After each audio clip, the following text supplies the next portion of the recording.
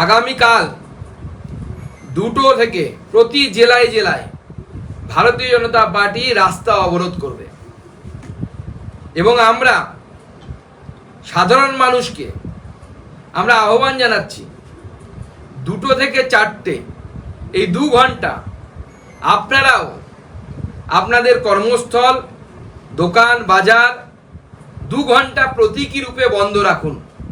আমরা কাউকে জোর করব না, আমরা কোনো বন্ধ করতে যাব না, কিন্তু আমরা মানুষকে আহ্বান জানাচ্ছি আপনারা সামাজিকভাবে এর প্রতিবাদ করুন, ঝান্ডা ছাড়া করুন, নিজের মতো করে করুন।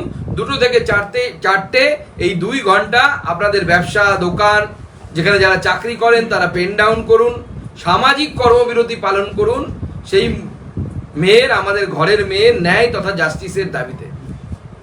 আগামীকাল থেকে ভারতীয় জনতা পার্টি লাগাতার অবস্থান বিক্ষোভ করবে।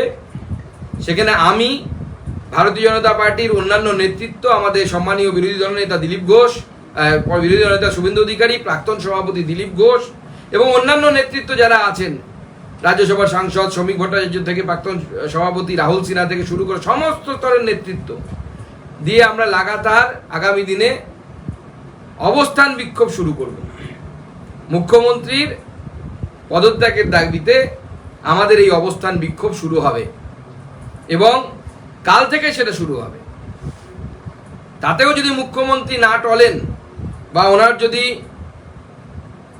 সম্বিত ফিরে না আসে, ওনার এখন মনে হচ্ছে বাংলাদেশের মতো স্থিতি করার চেষ্টা করছে বিরোধী দল, উনি নাকি ক্ষমতার লোভী নন, তাহলে তার যে অপদার্থতা, তার যে প্রশাসনের কোল্যাপস যে অবস্থা, তার দায় তাকে নিতে হবে। তার পুলিশ মিডিয়াকে দায়ী করে, বিরোধী দলকে দায়ী করে বেশি দিন টিকতে পারবে না। তাদেরকে তাদের নিজের দায়িত্ব নিতে হবে এবং দায়িত্ব নিয়ে নিজের কাজ করতে হবে অথবা পদত্যাগ করতে হবে।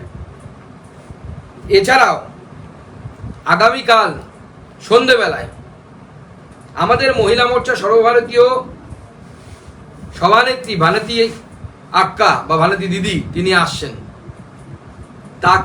তার নেতৃত্বে আমাদের মহিলা মোর্চা হাজরা মোড় থেকে মুখ্যমন্ত্রীর বাড়ি পর্যন্ত মিছিল করবে, মোমবাতি এবং মশাল মিছিল করবে।